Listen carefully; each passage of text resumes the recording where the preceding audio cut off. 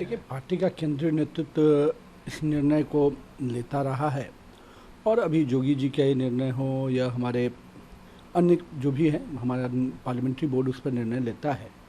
और मेरा यही मानना है कि पार्टी का केंद्रीय नेतृत्व जो भी निर्णय लेता है वो पार्टी के भविष्य को देखकर, पार्टी के रणनीति को देखकर, पार्टी के जो विकास के एजेंडे हैं उसको कैसे फुलफिल किया जाए, सभी समाज में कैसे अपने प्रतिनिधित्व को खड़ा किया जाए और समाज में हर समाज को प्रतिनिधित्व मिले, इन सारे विषयों पर ध्यान में रख कर किया जाता है।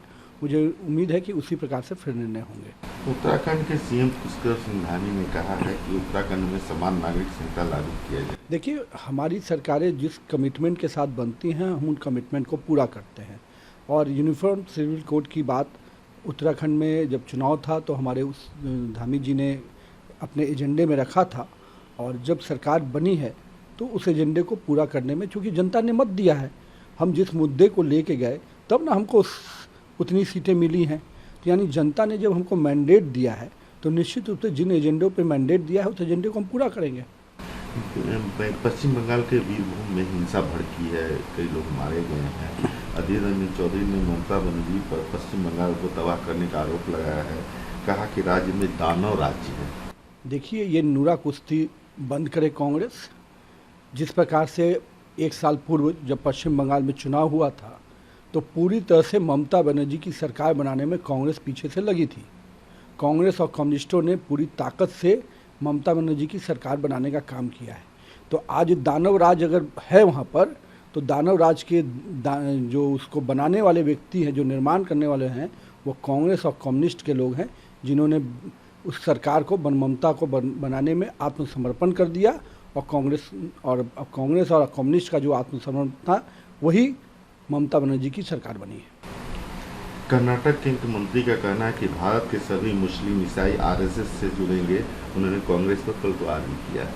देखिए, भारतीय जनता पार्टी और हमारा संघ विचार परिवार हम सभी समाज को लेकर सर्वस्पर्शी और सर्वव्यापी विचार के साथ काम करते हैं। हम हमेशा माननीय प्रधानमंत्री नरेंद्र मोदी जी कहते हैं सबका साथ, सबका विकास और सबका विश्वास। तो हम निश्चित रूप से समाज के हर वर्ग के साथ विश्वास के माहौल को बनाकर उनका विश्वास जीतने का काम करते हैं। अरविंद केजरीवाल ने तो कश्मीर फाइल्स को लेकर के प्रधान हमला बोला और कहा है कि 56 इंच सीना के दावा झूठे।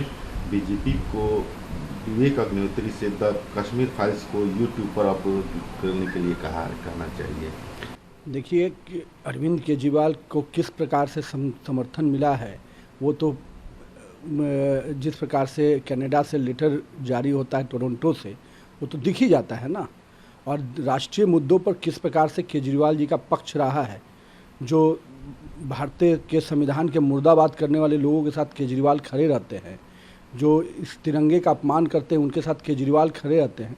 तो वंदे मातरम कहने से और भारत माता की जय कहने से नहीं चलेगा, भारत माता की जय का बोध और भाव भी नज़र आना चाहिए। और कहीं ना कहीं केजरीवाल केवल राजनीति के लिए भारत माता की जय कहते हैं।